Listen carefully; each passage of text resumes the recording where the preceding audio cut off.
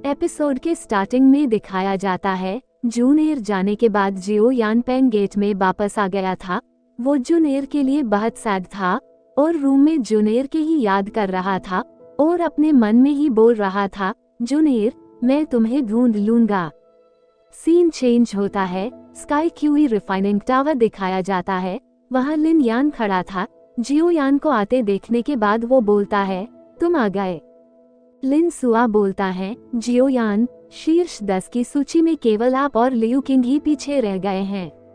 तभी यान हाउ कहता है, लियू किंग भी आ गया है। लियू किंग आते ही जियो यान के आगे खड़ा हो जाता है और उसे बोलता है, आप बहुत मजबूत हैं, मैंने पहले आपको वास्तव में कमाका था। जियो यान कहता है, ये संयोग से था। लियू किंग कहता है, लड़ाई में कोई संयोग नहीं होते। अब से मेरे पास एक और विरोधी है, मेरे पास समय होने पर मैं फिर से कोशिश करूंगा। तभी वहाँ जी यान आ जाती है और कहती है, मैं चैलेंज करना चाहती हूँ, तो फिर मेरे साथ लड़ाई करो। जियो यान जी यान की सर को हाथ से सहलाते हुए बोलता है, तुम क्या कर रहे हो? जी यान कहती हैं, हेलो, मेरी गोलियां लगभग खत्म हो चुकी हैं, फिर से मेरे लिए बनाओ। जियो यान कहता है, अच्छा, फॉलिंग हार्ट फ्लेम शरीर प्रशिक्षण समाप्त होने के बाद मैं तुम्हारे लिए इसे परिष्कृत करने के लिए पेंग गेट में वापस जाऊंगा। जी यान खुशी से कहती हैं, मैं उसी के बारे में बोलने वाली थी। तब भी स्काई क्यूई रिफाइनिंग टावर का गेट खुल जाता है और फर्स्ट एल्डर बाहर आते हैं और कहता है, चूंकि सब लोग यहाँ हैं, तो आइए रिफाइनिंग टावर में प्रवेश करें।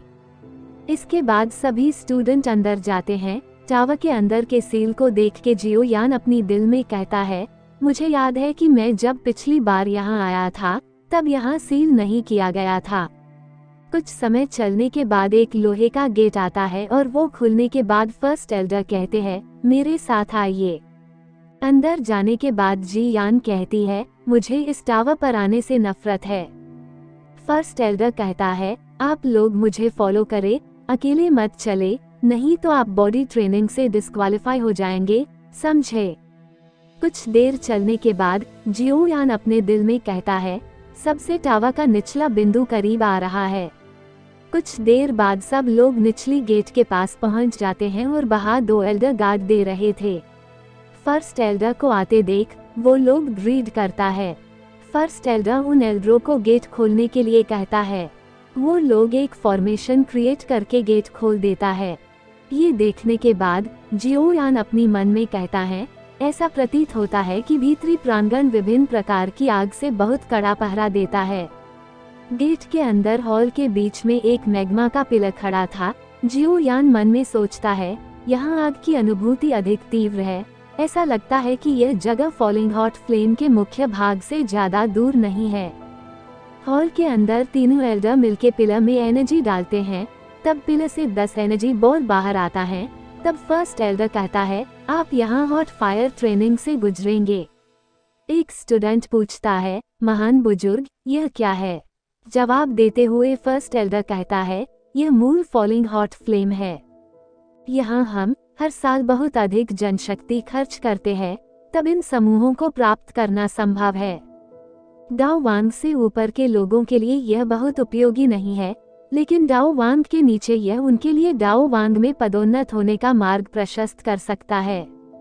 डाओ वांग रैंक मुख्य भूमि में मजबूत लोगों के लिए जलच्छवि की तरह है। डाओ वांग में पदोन्नत करना कितना मुश्किल है, आप पीक डाओ लिंग को ये सबसे अच्छी तरह से पता है।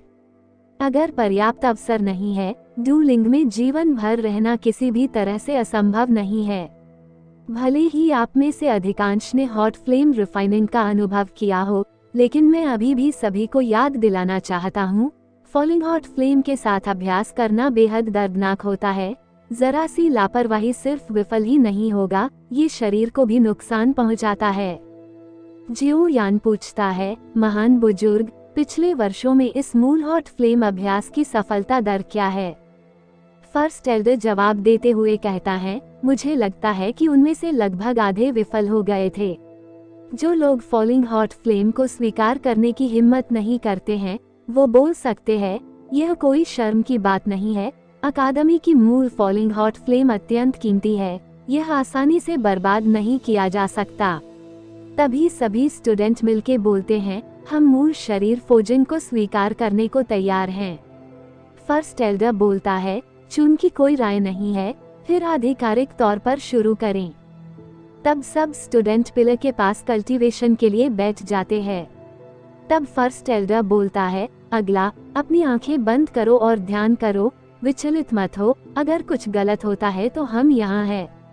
इसके बाद सभी एनर्जी बॉल एक एक करके सभी स्टूडेंटों के शरीर में घुस जाता है।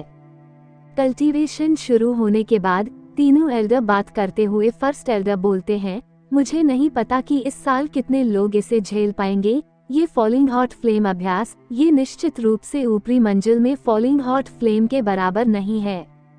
फिर ये उनकी अपनी क्षमता पर निर्भर करता है। फॉलन हॉट फ्लेम हाल ही में बदल गया है।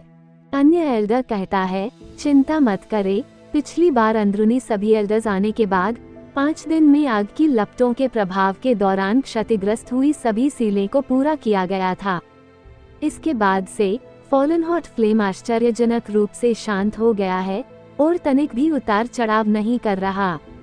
फर्स्ट एल्डर कहता है, वर्षों से फॉलिंग हॉट फ्लेम सील पर हमला कर रहा है, अब बहुत शांत है, ये सोचने की बात है। तीसरे एल्डर कहता है, भले ही पहली मुहर दुर्भाग्य से टूट गई हो, रिफाइनिंग टावर की सतह पर डीन द्वारा स्वयं लगाई गई मुहर भी है, जो फॉलिंग हॉट फ्लेम को तोड़ना बिल्कुल असंभव है। फर्स्ट एल्डर कहता है, यह अजीब आग जो वर्षों से संघनित है, ये ब्रह्मांड में सबसे विनाशकारी शक्ति है। यदि एक बार यह सील टूट जाता है तो पूरी अकादमी एक पल में नष्ट हो जाएगा। इस तरह की कीमत हमारे अकादमी इसे वहन नहीं कर सकता। और वो आदेश देता है, अधिक से अधिक लोगों को पेट्रोलिंग के लिए भेजें, कोई हलचल होने पर तुरंत संकेत दें। मैंने आउटर अकेडमी को सूचित कर दिया है, कोई जल्दी आएगा। बाकी 2 एल्डर आदेश सुनने के बाद हाँ कहते हुए ग्रीड करता है। इन छोटे स्टूडेंट्स का ख्याल रखें, मैं खुद देखने के लिए नीचे जा रहा हूँ। ये बोलते हुए फर्स्ट एल्डर गायब हो जाता है। नीचे फर्स्ट एल्डर जांच के लिए एक शील्ड के अंदर प्रवेश करते हैं। ऊपर कल्टीवेशन हॉल में कुछ स्टूडेंट फॉलिंग हॉट फ्लेम को झेल नहीं पा रहा था। दोनों एल्डर ने उनके मदद करने के लिए उन स्टूडेंट के अंदर से फ्लेम को निकालते हैं और उन्हें बाहर भेज देते हैं। दोनों एल्डर बातें करते हैं कि पिछली बार की तुलना में इस बार अधिक सफल लोग हैं। दूसरी एल्डर कहता है, वे चारों गर्मी की लहर का विरोध नहीं कर सकता, मैं उन्हें पहले टावर से बाहर निकालूंगा, आप बाकी 7 लोगों का ख्याल रखें। नीचे मैग्मा चेम्बर में फर्स्ट एल्डर जांच कर रहे थे, तभी fallen hot flame Python seal को तोड़ने के लिए धक्का मारने लगे। ये देखते हुए फर्स्ट एल्डर आदेश जारी करता है, सभी छात्र यहाँ से चले जाए। सभी बुजुर्ग तुरंत sky Warring QE refining tower पर पहुँचे। हॉल में जियो यान पूछता है, 2 बुजुर्ग, क्या हुआ? एल्डर जल्दी से बोलते हैं, मत पूछो, तुम जल्दी चले जाओ, यहाँ रहने की अनुमति नहीं है। फिर से फर्स्ट एल्डर का आवाज आता है, वहीं रुको, बाकी बुजुर्ग जल्द ही यहाँ आएंगे। इस जानवर को सील तोड़ने की अनुमति नहीं दी जानी चाहिए, यह आग खतरनाक है। इसके बाद सभी एल्डर मिलके टूटी हुई सील को ठीक करने लगते हैं। तभी फायर पाइथन सील तोड़ देता है और आग फैल जाते हैं। ऊपर टावर के अंदर जियोयान आग से घिर जाती हैं, तभी जियोयान अपनी फ्लेम का यूज करके उसे बचा लेते हैं। नीचे से फर्स्ट एल्डर फिर से आदेश देता है, तुरंत टावर से बाहर निकलो, रिफाइनिंग टावर की रक्षा की अंतिम पंक्ति पर सख्ती से पहरा दें। अकेडमी के बाहर ब्लैक कॉर्नर रीजन में एक बांस के घर में हान फैंग को दिखाया जाता है। वहाँ और भी 2 लोग थे। हान फैंग बोलता है, आप आ गए हैं, कृपया अपना आसन ग्रहण करें। बूढ़ा आदमी पूछता है, मुझे नहीं पता कि चिकित्सा सम्राट ने बूढ़े व्यक्ति और भाई युआन को आमंत्रित क्यों किया है। हान फैंग बोलता है, लेकिन चर्चा के लिए कुछ लोग अभी यहाँ नहीं हैं, चलो पहले चाय पीते हैं। तभी वहाँ फैन लाओ आ जाते हैं और हान फैंग उसे बैठने के लिए बोलता है। फैन लाओ पूछता है, चिकित्सा सम्राट के साथ आज चर्चा करने के लिए महत्वपूर्ण विषय क्या है?